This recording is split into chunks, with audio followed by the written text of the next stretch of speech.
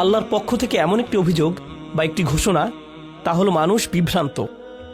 মানুষ মূলত বিভ্রান্ত। আর এদের বিভ্রান্তি কেবল শেষ হয় কখন? যখন তারা কবরের দিকে যাত্রা শুরু করে। হাত্তা জুরতুম আল মাকাবির, তাই না? ততক্ষণে বেশ দেরি হয়ে গেছে। সুতরাং মূল কথা হচ্ছে, বিভ্রান্ত হয়েও না, জেগে ওঠো, কারণ এখনো সময় আছে আর তোমার সময় শেষ হয়ে আসছে। আর এটাই হচ্ছে সূরা আসরের মূল শিক্ষা, ওয়াল আসর ইন্নাল ইনসানা লাফি খুসর। কিন্তু তুমি যদি সময়কে কাজে লাগাতে না পারো, তাহলে বাকি থাকে কি? বিভ্রান্তি। আর এর সবচেয়ে ভয়ঙ্কর দিকটি এই সূরায় বর্ণনা করা হয়েছে। তাই যেহেতু এটা এই তিনটি সূরার ক্রমান্বয়ে বর্ণনা এসেছে, তাই এখানে আরো কিছু বিষয় আছে। সূরা আসরের প্রধান আয়াতটি হচ্ছে ইন্নাল ইনসানা লাফি খুসর। এটাই হচ্ছে এই সূরার সারমর্ম, এটাই হচ্ছে মূল ঘোষণা, এটাই সার কথা। এখন মানুষ যে ক্ষতির মধ্যে ডুবে আছে, এই বিষয়টি সম্পর্কে এই সূরায় বলা হয়েছে। এটা কতটা ভয়ঙ্কর হতে পারে, অর্থাৎ এটা হচ্ছে সর্বোচ্চ ক্ষতি। এটাই সূরা হুমাজায় বর্ণনা করা হয়েছে। কিছু আলেমদের মতে কোরআনে জাহান্নামের আগুনের ব্যাপারে কোনো শব্দ নেই এই সূরাটি ব্যতীত। কেননা আল্লাহ আযজা ওয়া জাল্লা সাধারণত যেভাবে বলেন, তা থেকে কঠিনভাবে এখানে বলেছেন। নির্দিষ্টভাবে বললে তিনি বলেছেন নারুল্লাহ। দেখুন, তিনি যখন বলেন নার, আগুন, এটা দিয়ে বোঝানো হয় জাহান্নাম, নারী জাহান্নাম, তাই না? কিংবা আযাব আল হারিক, আযাব আস সাঈর, এগুলো সবই একই জিনিস, তা হলো জাহান্নামের আগুন। কিন্তু যখন আল্লাহর সাথে কিছু সম্পর্কিত করা হয়, তার মানে এই বর্ণনাটি সবকিছুর ঊর্ধ্বে। এটা অনেকটাই এমন, ধরুন আমি যদি আগুন জ্বালাই, আমার জ্বালানো আগুন বনাম এমন একজনের আগুন জ্বালানো যে আমার চেয়ে আগুন ভালো জ্বালাতে পারে। কিন্তু এখানে আল্লাহ বলছেন কার জ্বালানো আগুন? আল্লাহর। তার মানে এখানে এমন আগুনের কথা বলা হচ্ছে যার কোনো তুলনা হয় না। এটা এমন আগুন যা কল্পনার বাইরে, বা এমন কিছু যা স্বয়ং আল্লাহ নিজে বিশেষভাবে তৈরি করে রেখেছেন। তাই যেহেতু তিনি আগুনের পরে নিজের নামটি উল্লেখ করেছেন, লাকুল জালালা, স্বাভাবিকভাবেই বোঝা যাচ্ছে যে এটি হচ্ছে সবচেয়ে শক্তিশালী সূরা, যাতে জাহান্নামের আগুনের ব্যাপারে সতর্ক করা হয়েছে এবং ভয়ঙ্কর কথা এসেছে। এই সূরার ব্যাপারে আরেকটি বিষয় এখানে গুরুত্বপূর্ণ, তা হলো এটি হচ্ছে শেষ পাড়ায় আখিরাতের বিষয়ে শেষ বর্ণনা। এরপরে বাকি যে সূরাগুলো আছে সেগুলোতে সরাসরিভাবে পরবর্তী জীবন সম্পর্কে বর্ণিত হয়নি।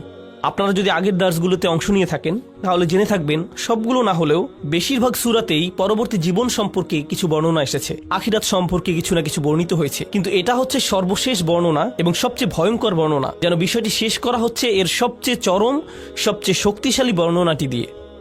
সূরার প্রথম শব্দটি হচ্ছে ওয়াইলুন, বিভ্রান্তি, গালমন্দ। এর আরো কিছু অর্থ আছে, আমরা পরে এই নিয়ে বিস্তারিত জানবো। তবে তার আগে আপনাদের জানিয়ে রাখছি, এই শব্দটি কোরআনে 27 বার ব্যবহৃত হয়েছে, আর একটি সূরায় সেই 27 বারের 10 বার এসেছে। ওয়াইলু ইয়াউমাইযিল লিল মুকাদ্দিবিন, এটা হচ্ছে সূরা মুরসালাত। এই একটি সূরাতেই 10 বার এসেছে। কিন্তু কোরআনে এমন দুইটি সূরা আছে যেখানে সূরার শুরুতেই ওয়াইলুন শব্দটি এসেছে। একটি হচ্ছে ওয়াইলুল লিকুল্লি হুমাজাতিল লুমাজা, অপরটি হচ্ছে ওয়াইলুল লিল মুতাফফিফিন। মজার ব্যাপার হচ্ছে, দুইটি সূরাতেই আল্লাহ আযজা ওয়া জাল্লা মানুষের অসৎ ব্যক্তিদের বিষয়ে বলেছেন। এই সূরায় পরিষ্কারভাবে এটা এসেছে, আল্লাযী জামআ মালান ওয়া আদ্দাদা, সে ধন সম্পদ জমায় আর প্রতিনিয়ত গুনতে থাকে, আরও সম্পদের প্রস্তুতি নিতে থাকে।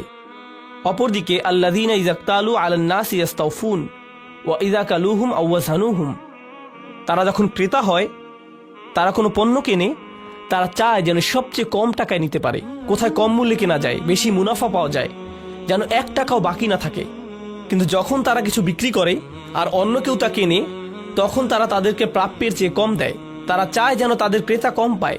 আলা ইয়াযুন্নু উলাইকা আন্নাহুম মাবউসুন, এই লোকটি কি জানে না, সে কি ভাবে না যে তাকে আবার পুনরুত্থিত করা হবে? তাহলে আগের আয়াতেও শুরুতে ওয়াইলুন এসেছে, এই আয়াতেও শুরুতে ওয়াইলুন এসেছে, ভ্রান্তি এবং গালমন্দ।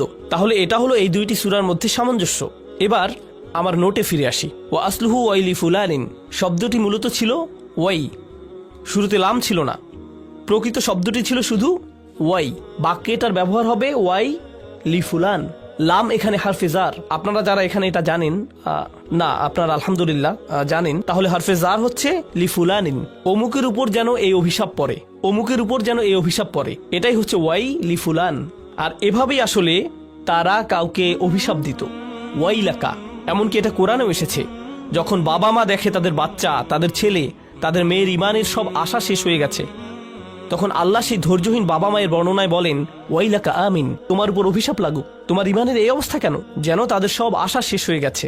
এটা খুবই শক্তিশালী একটি কথা।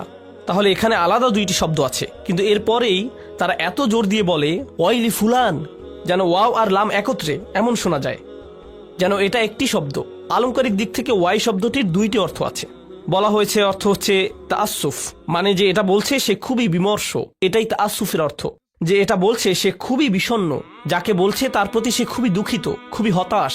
এখন এখানে বাবা মায়ের যে উদাহরণটি আমি দিয়েছি সেটা তো অবশ্যই খুবই সত্য, যে তারা তাদের নিজেদের সন্তানদের উপরই বিরক্ত, এজন্যই তারা নিজেদের সন্তানকে এমন কথা বলছে। কিন্তু যদি আমরা ভাষার এই বৈশিষ্ট্যটি বুঝতে পারি, তাহলে সূরা হুমাজায় কে এমন বিরক্ত? আল্লাহ আযজা ওয়া জাল্লা তাদের উপর চরমভাবে বিরক্ত। এই সূরায় তিনি যাদের ব্যাপারে বলছেন, এই হলো ওয়াই। এরপরে দ্বিতীয় বিষয় হচ্ছে হাসরা, ওয়াইলি হাসরা। হাসরা অর্থ হচ্ছে, বাংলা করলে এর অর্থ দাঁড়ায় অরণ্যরোদন, সংক্ষেপে বললে আফসোস করা। তবে আফসোস দিয়ে আসলে পুরোপুরি বোঝানো যায় না। এমন বিষয় আফসোস করা যা কখনোই ফিরে আসবে না, অসম্ভব কিছুর জন্য আফসোস। এমন বিষয় আফসোস করা যা কখনোই ফিরে আসবে না। ধরুন আপনি একটা ভুল করলেন, এরপরে শুধরে নিলেন, কিন্তু এখানে এজন্যই বাংলায় একে বলে অরণ্যরোদন। অরণ্যরোদন মানে বৃথা চেষ্টা, এটাই হচ্ছে হাসরা। এটা এমন হাসরা যাদের বিপক্ষে ওয়াইল শব্দটি এসেছে, তারা আর ফিরে যেতে পারবে না। তারা কেবল অনুভব করবে যে হাসরা, তারা শুধু আফসোস করবে যদি তারা এটা না করত, কিন্তু ততক্ষণে তাদের জন্য অনেক দেরি হয়ে গিয়েছে। একইভাবে ওয়াইলাকা শব্দটি সূরা আহকাফে এসেছে এবং ওয়াইকা আন্না, ওয়াও দিয়ে শুরু, কিন্তু শেষটা একরকম না, ওয়াইকা আন্না, এটা সূরা কাসাসে এসেছে। সরফের দৃষ্টিকোণ থেকে বললে এই সূরায় 3টি শব্দ আছে। কোরআনে এটা গুরুত্বপূর্ণ, বিশেষ করে ছোট সূরাগুলোতে আল্লাহ যেভাবে শব্দ গঠন করেছেন এবং যেভাবে একই সাথে মিল রেখে বর্ণনা করেছেন। একটি হচ্ছে হুমাজা, শেষে তা মারবুতা আছে, লুমাজা, এর সাথে মিলে ফুআলা, তাহলে হুমাজা, লুমাজা, এবং এদের সাথে মিলে তৃতীয় শব্দ হলো হুতামা। তাহলে আল্লাহ আযজা ওয়া জাল্লা শেষ পর্যন্ত বলছেন ওমা আদরাকা মা আল হুতামা, তাই না? হুতামা। তাহলে এই 3টি শব্দের মধ্যে মিল আছে। এখন ভাষাগত বিশ্লেষণ করলে এটা কিন্তু কোনো কাকতালীয় ব্যাপার নয়। সূরাটি ভালোভাবে পড়লে আমরা বুঝতে পারি এই 3টি মিলের মধ্যে প্রথম 2টি বিষয় হুমাজা এবং লুমাজার সাথে শেষ বিষয়টি হুতামার মিল রয়েছে। আলংকরিক এবং অর্থগত দিক থেকে এদের মধ্যে সম্পর্ক রয়েছে, তাই আল্লাহ তাআলা এই 3টি বিষয়কে একত্রে বলেছেন। যাই হোক, এই শব্দগুলোর ব্যাপারে প্রথমত আপনাদের বলতে চাই যে এগুলোর মধ্যে কাসরা রয়েছে। এর মানে হলো এগুলো দিয়ে এমন কিছু বোঝায় যা অনেকবার ঘটে থাকে। হুতামা দিয়ে এমন কিছু বোঝায় যা অনেকবার ঘটে থাকে। হুমাজা দিয়েও তাই, লুমাজা দিয়েও তাই। হুমাজ এবং লুমাজ হচ্ছে আসলে মূল শব্দ। আর আরবের বেশিরভাগ ভাষাবিদ এবং অভিধানের মতে এর মানে হচ্ছে কারিবুল মাআনা। এর মানে হচ্ছে এগুলো প্রায় একটি অপরটির পরিবর্তে ব্যবহার করা যায়। এই দুইটির মধ্যে পার্থক্য খুবই কম। ইমাম রাজি বলেছেন, ইবনে আব্বাস রাদিয়াল্লাহু তাআলা আনহু বলছেন, হুমাজ হচ্ছে কারো পেছনে বলা, আর লুমাজ হচ্ছে সামনাসামনি, আর লুমাজ হচ্ছে সামনাসামনি। তাহলে হুমাজা হচ্ছে সে যে কারো পেছনে বাজে কথা বলে, যাকে আমরা গীবত বলে থাকি। তারা এটা খুব বেশি করে, শব্দটি দিয়ে এমনই বোঝা যায়। আর লুমাজ হচ্ছে সে যে কাউকে সামনাসামনি ভৎসনা করে। এখানে আপনাদেরকে বলে রাখি যে বর্তমানে অনেকেই বলে, আমি তো তোমার পেছনে বলছি না, যেন সামনাসামনি কাউকে অপমান করাটা ভালো কিছু। এর মানে এই না যে আপনি ভালো কিছু করে ফেলেছেন, এরপরেও এটা খারাপ একটি কাজ। কেননা আল্লাহ এখানে লানত করেছেন শুধুমাত্র যারা পেছনে বলে তাদেরকেই নয়, বরং তাদেরকেও যারা সামনাসামনি বলে। এটা কোনো বড় কিছু নয়, কিংবা বড় কোনো মর্যাদাবান কাজ নয় যে আপনি কাউকে সবার সামনে হেউ করে বীরত্ব দেখাবেন। এখন ইমাম রাজি এখানে 2টি গুরুত্বপূর্ণ কথা বলেছেন। একটি হলো মুসলিমরা আসলে অবনতির দিকে যাচ্ছে। 3 জন বা 4 জন, ধরা যাক 4 জন মুসলিম একসাথে দুপুরের খাবার খাচ্ছে, তারা 5ম জনের ব্যাপারে কথা বলছে যে এখানে নেই। যেহেতু সে খেতে আসেনি, তারা ভাবলো তার ব্যাপারে কথা বলারই তো সুযোগ। আবার এদের মধ্যে একজন যদি বলে, ওহ আমার এখন যেতে হবে, আমার একটা মিটিং আছে, এরপর সে চলে গেল। এবার 3 জন বাকি থাকলো। বলুন তো এই 3 জন এখন কি করবে? তারা 4র্থ জনকে নিয়ে বলা শুরু করবে, সে একজন ভালো মানুষ, কিন্তু তার কি সমস্যা জানেন? এটা বলে সে বলা শুরু করবে।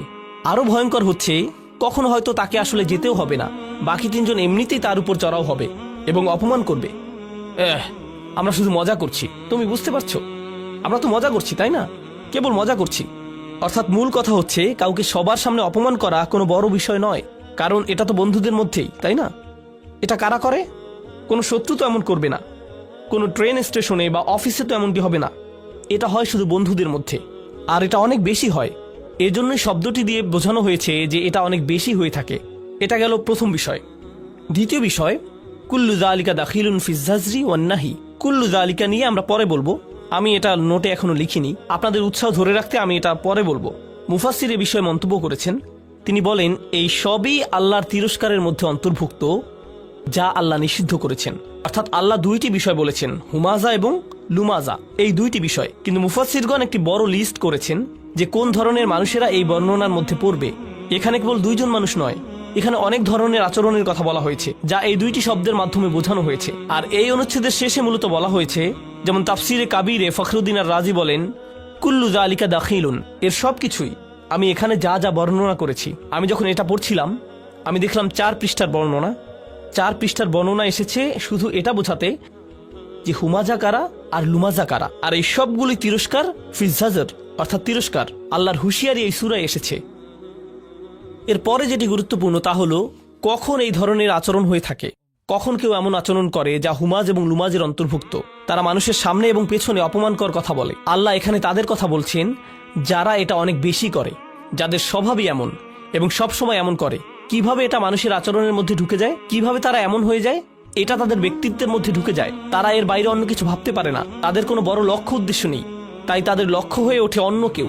অনেক সময় কি হয় জানেন, এমন সব নিয়ে পুরো উপন্যাস, টিভি শো, এমনকি পুরো সাহিত্যের পুরো একটা রীতি গড়ে উঠেছে। যখন মানুষের নিজের ভালো কিছু করার থাকে না, তারা অন্যদের নিয়ে বেশি চিন্তিত হয়ে পড়ে। এমনকি এই ধরুন হাস্য ব্যঙ্গাত্মক আলাপ বিশেষ করে মফস্বলে দেখা যায়, যেখানে সব সময় চলতে থাকে ওদের উঠান আমাদের চেয়ে বড়, কিংবা দেখেছো ওরা কি করছে, ওরা কেমন গাড়ি কিনেছে, আমি শুনেছি এটা হয়েছে সেটা হয়েছে। পাড়া প্রতিবেশীদের মধ্যে সব সময় এই সব আড্ডা চলতে থাকে। ওরা কেমন গাড়ি কিনেছে, আমি শুনেছি এটা হয়েছে সেটা হয়েছে। পাড়া প্রতিবেশীদের মধ্যে সব সময় এই সব আড্ডা চলতে থাকে। সমাজের মানুষেরা এমন মন্তব্য করে, এই তুমি দেখেছো ওই দিন সে কি পরেছিল, ও আল্লাহ এইসব কাপড় সে কোত্থেকে কিনেছে। এইসব অপ্রয়োজনীয় কথাবার্তাই হচ্ছে হুমাজ আর লুমাজ।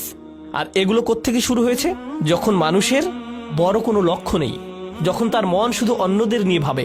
বলে রাখি এখানে এটা এই জন্য গুরুত্বপূর্ণ যে এর আগের সূরাটিতে প্রাথমিক বিষয়ের প্রতি নজর দেওয়া হয়েছিল, তা হলো ইন্নাল ইনসানা লাফি খুসর। আর এই ক্ষতি থেকে বাঁচার প্রাথমিক চিকিৎসা হলো ইল্লাল্লাযীনা আমানু ওয়া আমিলুস সলিহাত ওয়া তাওয়াসাউ বিল হক ওয়া তাওয়াসাউ বিস সবর। এটাই আপনার প্রাথমিক ভাবনা হওয়া উচিত। যখন এগুলো আপনার মাথায় থাকে না, তখনই আপনার মন এইসব নিয়ে ভাবে। আপনার নিজের মধ্যে সমস্যা খুঁজে আপনি পান না, আপনার নিজের মধ্যে সমস্যা না খুঁজে আপনি অন্যের দোষ ধরায় ব্যস্ত হয়ে পড়েন। আসলে সম্ভবত মুফতি মোহাম্মদ শফি দুর্বল ব্যক্তিত্বের মানুষ সম্পর্কে একটি উর্দু কবিতায় বলেছিলেন যে নিজের দোষ দেখতে পায় না, নিজের দোষ ঢাকার জন্য সে যা করে তা হলো সবসময় অন্যের দোষ খুঁজে বেড়ায়, সবসময় অন্যের দোষ খুঁজে বের করে। এভাবেই সে নিজের দোষ ঢাকার চেষ্টা করে। তিনি বলেন, আমি এখানে উর্দুতে কবিতাটির একটি লাইন পড়ব, কিছু মনে করবেন না।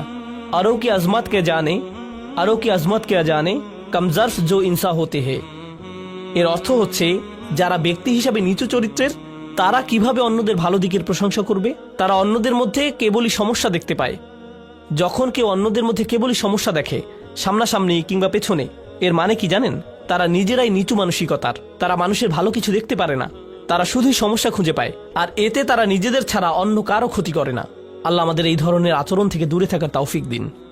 তো আমি আপনাদের সূরা তাকাসুর, সূরা আসর ও সূরা হুমাজার মিলের ব্যাপারে বলেছি, তাই আমি নোটের এই অংশটি বাদ দিচ্ছি। আমরা সরাসরি প্রখ্যাত ভাষাবিদ মুফাসসির আজ-জামাখশারির মন্তব্যে যাব। তিনি আল কাশাফ গ্রন্থ লিখেছেন। তিনি বলেন, আল হুমাজ আল কাসর, আরবিতে কাসর শব্দটি দিয়ে কোনো কিছু ফাটল ধরানো বা ভাঙা বা টুকরো করা বোঝায়, বা কোনো কিছু খণ্ডিত করা। সাহিত্যে এটা দিয়ে বোঝানো হয় কেউ যখন কারোর সাথে এমনভাবে কথা বলে যেন সে তাকে ভেঙে ফেলতে পারে, শারীরিকভাবে নয় মানসিকভাবে। সে তার সম্মান নষ্ট করতে চায় কিংবা তার আত্মসম্মানে ফাটল ধরাতে চায়, এমন কিছু বোঝায়। ভাষাগত দিক থেকে এই শব্দটি দিয়ে হুমাজ এর মনোভাব বোঝায়। এরপর তিনি বলেন, লুমাজ আর তোয়ান। লুমাজ হচ্ছে মূলত ব্যঙ্গাত্মক স্বর, কাউকে নিয়ে বিদ্রুপ করা। বলে রাখি বিদ্রুপ গুরুত্বপূর্ণ, বিদ্রুপ বোঝাটা গুরুত্বপূর্ণ, কারণ বিদ্রুপ কিন্তু প্রশংসা করেও করা যায়, কিন্তু অপমানের উদ্দেশ্যে। ধরুন আপনি কাউকে বললেন, ওয়াও তুমি তো বিশাল পণ্ডিত, আসলে আপনি বলছেন যে তুমি একটা মূর্খ, তাই না? তখন সে বলবে, তুমি আমার সাথে এভাবে কথা বলছো কেন? না না না, আমি বলছি যে তুমি একজন পণ্ডিত, তাই না? তো সে মনে করে সে এখানে কোনো ভুল করেনি, এটা কোনো ব্যাপার না। কিন্তু আসলে আল্লাহ তাআলা ভালোভাবেই জানেন সে এই কথাটা কোন উদ্দেশ্যে বলেছে। আর যাকে অপমান করা হচ্ছে বা ব্যঙ্গ করা হচ্ছে সেও এটা জানে, তার অন্তরেও এটা গেঁথে যায়। তাহলে লুমাজা তোয়ানা বলা হচ্ছে যে লুমাজা হচ্ছে তারা, বা লুমাজা তাআনাহু এটাও এসেছে, সে তাকে লামাজ করেছে, অর্থাৎ সে তাকে ব্যঙ্গ করেছে। অল মুরাদুল কাসরা মিন আরাদিন নাস, এর অর্থ হলো এমনভাবে ভাঙা বা ফাটল ধরানো যখন আপনি তার সাথে থাকেন না, অর্থাৎ তার পেছনে বলা। অল আরদু মিনহুম ওয়া সিয়াবুহুম, সবসময় তার দোষ খুঁজে বেড়ানো এবং তার ব্যাপারে গীবত করা। অত্তাআন ফিহিম, এবং তার ব্যাপারে ব্যঙ্গ বিদ্রুপ করা। অবিনাউ ফুলা, এর গঠন নমুনা বা সরফ হিসেবে ফুআলা শব্দটি হচ্ছে হুমাজার মতো, ইয়াদুল্লাহ আলা আন্না যালিক ওয়া আদাতিম মিনহুম। এটা দিয়ে বোঝা যায় এটা এমন একটা গুণ যা তার স্বভাবগত, সে সব সময় এমন করে। একই রকম আরেকটি বিষয় হচ্ছে মানে হলো কাউকে অভিশাপ দেয়া এবং কারো প্রতি ব্যঙ্গ করা। জামাকশারির মতে এটাও হুমাজার অন্তর্ভুক্ত। কাউকে গালমন্দ করার অর্থ হচ্ছে কারো ব্যাপারে বাজে কথা বলা, এটা হচ্ছে লানাহ বা সত্যি সত্যি অভিশাপ দেয়া, কারো ব্যাপারে বদদোয়া করা ইত্যাদি। আর দ্বিতীয়ত আদ্দাহিকা মানে হলো ব্যঙ্গ করা, কাউকে নিয়ে মজা করা এবং শাসানোর স্বরে কথা বলা। এখন কারো দিকে তাকিয়ে সুন্দর হাসি একরকম আর ব্যঙ্গাত্মক হাসি অন্যরকম। আমার মনে হয় আমরা সবাই এটা বুঝি, তাই না? আবার সত্যিকার চালাক প্রকৃতির লোক এমন করে, তাহলে সে বলে বাহ, আমি তোমার দিকে হেসে তাকাই, এটা তুমি চাও না? কি সমস্যা তোমার? তুমি কি সুখ শান্তি চাও না? তো তারা মনে করে তাদের এই চালাকির মাধ্যমে তারা এটা উতরে যেতে পারবে। এখন রুহুল মাআনি আমার খুবই পছন্দ, বলে রাখি। তাফসিরুল আলুসি, তার তাফসির আমার পছন্দ এই কারণে যে তিনি একটি আয়াত পড়লে সেই আয়াতের জন্য একটি মাসাইল তৈরি করতেন। সেই আয়াতে যে বিষয়গুলো তার বোঝা দরকার তিনি সেগুলোর একটি লিস্ট করতেন। এই বিষয়টি আমার বুঝতে হবে। আল মাসআলাতুল উলা, আস-সানিয়া, আস-সালিসা, আর-রাবিআ ইত্যাদি। এরপর তিনি যা করতেন এটা অসাধারণ বুদ্ধিবৃত্তিক সততা। তিনি বলতেন আয়াতটি পড়ার পরে আমার মনে হয়েছে প্রথম সমস্যার সমাধান হচ্ছে এটা এটা এটা, অন্যরা এর সমাধান এভাবেই করেছে, কিন্তু চতুর্থ ও পঞ্চম সমস্যার সমাধান অন্যরা এভাবে করেছে, আমার সেগুলো উপযুক্ত মনে হয়নি, কিন্তু আমার নিজের কাছেও এর উপযুক্ত কোনো সমাধান নেই, আল্লাহু আলাম। কখনো তিনি মনে করেছেন তার কাছে এর উত্তর আছে, কখনো আবার মনে করেছেন নেই। যখন তার কাছে নেই তিনি বলবেন আমি জানি না, এই সমস্যাটি আছে, আল্লাহই ভালো জানেন। তিনি আল্লাহর উপরই ছেড়ে দিলেন, সুবহানাল্লাহ। তিনি সততার সাথে জানিয়ে দিতেন তিনি কি জানেন, আবার এটাও জানিয়ে দিতেন যে তিনি কি জানেন না বা বুঝতে পারেননি, সুবহানাল্লাহ।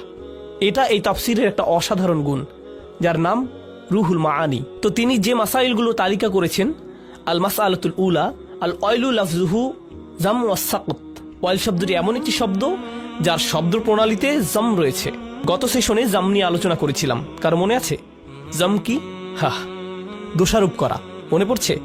দোষারোপ করা, এই শব্দটি দিয়ে কাউকে দোষারোপ করা হয়। কঠোরতা, ওয়াহিয়া কালিমাতু কুল্লু মাকরাবিন, এটা খুবই কঠিন বর্ণনা। এই শব্দটি দিয়ে তাদেরকে বোঝায় যারা মানসিকভাবে ব্যথিত, অর্থাৎ কেউ অন্য কারো কথা বা অঙ্গভঙ্গির দ্বারা অসহায় বোধ করে, কোনো না কোনোভাবে অপমানিত বোধ করে, অর্থাৎ যে এমন অসহায় বোধ করে তার অন্তর থেকে এই শব্দটি চলে আসে, তারা অত্যাচারের থেকে মুখ ফিরিয়ে নেয় এবং যে তার উপর অত্যাচার করছে তাকে ওয়াইল বলে সম্বোধন করে, কারণ তার আর কিছুই করার থাকে না। তাই এই অনুভূতিকেই এখানে ওয়াইল বলা হয়েছে। কেবল শব্দই নয়, সে যখন অপমানিত বোধ করছে, সে কষ্ট পেয়ে তার কাছ থেকে সরে গিয়েছে, এই অনুভূতিকে ওয়াইল বলা হয়। শেষ হওয়ার আগ পর্যন্ত প্রশ্ন নিতে পারছি না, দুঃখিত, কারণ এটা রেকর্ড হচ্ছে। হ্যাঁ, দুঃখিত।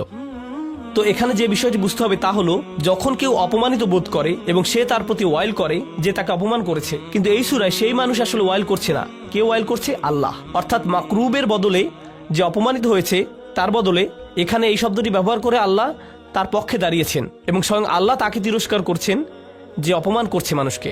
সুবহানাল্লাহ। এটা খুবই সিরিয়াস ব্যাপার, কারণ সাধারণত ইসলাম অধ্যয়নে আমরা দেখেছি কেউ কারো বিপক্ষে বদদোয়া করা নিয়ে বিভিন্ন বর্ণনা পাই। উদাহরণস্বরূপ ইয়াকুম ওয়া দাওয়াতাল মাজলুম, বিখ্যাত হাদিস। মজলুমের বদদোয়ার ব্যাপারে সাবধান। যদি মজলুম আপনার বিপক্ষে বদদোয়া করে, সাবধান। বুঝতে পারছেন? এটা খুবই সিরিয়াস ব্যাপার। এরপর আসবে এর চাইতেও বড় কথা, যখন ফেরেশতারা কারো ব্যাপারে বদদোয়া করে, উলাইকা ইয়ালআনুহুমুল্লাহ ওয়া ইয়ালআনুহুমুল লাঈনুন। এটা খুবই সিরিয়াস ব্যাপার। কিন্তু এই সব কিছুর উপরে যখন আল্লাহ বিশেষভাবে স্বয়ং আল্লাহ কারো ব্যাপারে ওয়াইল বলেছেন, এটা কতটা ভয়াবহ হতে পারে? এটা খুবই ভয়ঙ্কর ব্যাপার। এটা খুবই খুবই ভয়ঙ্কর ব্যাপার। এটা বিশেষভাবে উল্লেখ করা প্রয়োজন, কারণ আমরা এটাকে উল্টোভাবে নিয়েছি, একে আমরা খুবই হালকাভাবে নিয়েছি। এরপরে যে বিষয়টি বলবো, এখান থেকে আরবিতে কিছু পয়েন্ট আছে, আমি সেগুলো পড়ছি। বলা হয়েছে যে ওয়াইল শব্দটি দিয়ে কুৎসিত কিছুও বোঝায়, অর্থাৎ এটা দিয়ে কেবল তাকে বোঝায় যে কোনো জঘন্য কাজের সাথে যুক্ত, নিকৃষ্ট, বাজে, কুৎসিত এবং ন্যাক্কারজনক। ওয়াইস ইস্তিসগার, ওয়াইলের বদলে ওয়াইস আসার কারণে লামের বদলে আমি শব্দের শেষে কি বলেছি? সিন। এটা দিয়ে বোঝায় সমাজে কাউকে ছোট করে দেখা, অর্থাৎ কাউকে হীনমন্যতায় ভোগানো। ওয়াইস দিয়ে এটাই বোঝায়। যাই হোক, ফানাব্বাহা বিহাদা আলা কাবহি হাদাল ফিল, এই কাজটি কতটা নিকৃষ্ট তা সম্পর্কে আল্লাহ জানিয়ে দিলেন। মূলত তিনি সতর্ক করলেন। ওয়াখতালাফু ফিল ওয়াইর আল্লাযী ফি হাযিহি সূরা, এই সূরাতে যে সতর্কতা দেয়া হয়েছে তা নিয়ে মুফাসসিরগণ ভিন্ন মত পোষণ করেছেন। হাল ইয়াতানাওয়ালু কুল্লা মান ইয়াতামাসসাক বিহাযিহি তারিকাতি ফিল আফআলি রাদিআ, যারা এমন আচরণ করে প্রত্যেকের জন্য এটা প্রযোজ্য, এই জঘন্য কাজ। অন্যভাবে বললে আল্লাহ এখানে যাদেরকে সতর্ক করেছেন এটা কি প্রত্যেকের জন্য প্রযোজ্য? আও নাকি হুয়া মাকসুম বি আকওয়াবিন মুআয়্যিনিন, এটা কি প্রত্যেকের জন্য প্রযোজ্য, নাকি এটা নবীজি সাল্লাল্লাহু আলাইহি সাল্লামের সময়ে বিশেষভাবে নির্দিষ্ট কিছু মানুষের কথা বলা হচ্ছে? আম্মাল মুহাক্কিকুন, গবেষকদের মতে, ফাকালু, তারা বলেন, ইন্নাহু আমুন, এটা সবার জন্য, লিকুল্লি মা ইয়াফআলু হাদাল ফি'ল, যারা এমন করবে এটা সবার জন্য প্রযোজ্য। কাইনান মান কান, সে যেই হোক, ক্বালা মাকাতিল, এটা যে কেউ হতে পারে। এই কথা বলার পর তিনি বলছেন, যখন সাহাবারা এটা শুনেছেন তারা ভেবেছেন এটা কোনো নির্দিষ্ট কারো ব্যাপারে বলা হচ্ছে। এটা কিন্তু এই মন্তব্যের বিরোধিতা করে না, মন্তব্য হচ্ছে এটা সবার জন্য প্রযোজ্য। কিন্তু সাহাবারা যদি মনে করেন এটা অমুকের ব্যাপারে বলা হয়েছে, এই আয়াতটি তমুকের ব্যাপারে নাজিল করা হয়েছে, তারা মনে করছেন না যে এটা শুধুমাত্র সেই লোকের ব্যাপারে বলা হয়েছে। মূলত সাহাবারা আমাদের শেখাচ্ছেন যে আপনার যদি সুনির্দিষ্ট উদাহরণ লাগে, এই যে একটি উদাহরণ, নাজালাত ফিল ওয়ালিদ ইবনে মুগীরা, ওয়ালিদ ইবনে মুগীরার ব্যাপারে এখানে বলা হচ্ছে। নাজালাত ফিল আখনাস ইবনে শুরাইক, আখনাস বিন শুরাইকের ব্যাপারে এখানে বলা হচ্ছে। কানা ইয়ালমিজুন নাস, সে মানুষের উপর দোষারোপ করত এবং মানুষকে তিরস্কার করত।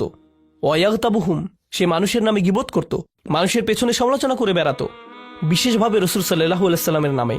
তো দ্বিতীয় সমস্যাটি, আসলে আমরা এটা আগেও পড়েছি, ওয়াহিয়াল মাসখারা, এটাই হচ্ছে দ্বিতীয় বিষয়। ওয়াহিয়াল মাসখারা আল্লাতী তাআতি বিল ওয়াবিদ ওয়াল আদহিক ফাআদহিকু মিনহু ওয়াল ইয়াস্তিন, যেটা ছিল বেদুইনদের স্বভাব, যারা ভার হিসেবে পরিচিত ছিল, তারা সবকিছু নিয়েই ঠাট্টা করত।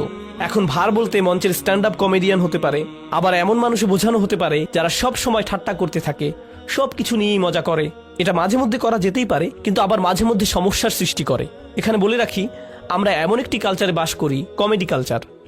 আমাদের আনন্দের বড় জায়গা জুড়ে আছে কমেডি, স্ট্যান্ড আপ কমেডি জাতীয় বিষয়। আপনি যদি কমেডিগুলো ভালোভাবে দেখেন, এখানে কিছু বিষয় স্পষ্ট দেখা যায়। প্রথমত নির্লজ্জতা, বেহায়াপনা এবং নির্লজ্জতা। দ্বিতীয়ত অন্যদের নিয়ে মজা করা, তাদের বাচনভঙ্গি, তাদের জাতীয়তা, তাদের জাতি নিয়ে মজা করা। আর আল্লাহ আযজা ওয়া জাল্লা এখানে এর পুরো বিপরীত কথা বলেছেন। নির্দিষ্টভাবে বললে বিশ্বাসীদের জন্য, লা ইয়াসখার কওমুম মিন কওমিন, কোন সম্প্রদায় যেন অপর সম্প্রদায়কে বিদ্রুপ না করে। কিন্তু এটাই হচ্ছে কমেডি। কিন্তু আমরা মনে করি, আরে এটা তো কেবল কমেডি, ওরা তো শুধু মজা করছে। কিন্তু মুফাসসিরগণ এই বিষয়টি এখানে বর্ণনা করেছেন। বিরতি নেবার আগে, ওয়াইয়াস্তিন, এমন কেউ যে কাউকে অপমান করে এবং গালমন্দ করে, অর্থাৎ অপমানের ভাষায় কথা বলে, তাদেরকে নিয়ে মজা করা একটি বিষয়, অপমানের ভাষায় কথা বলা আরেকটি বিষয়, এবং কিছুটা শাসানোর স্বরে কথা বলে। এই সবই হুমাজা ও লুমাজার অন্তর্ভুক্ত।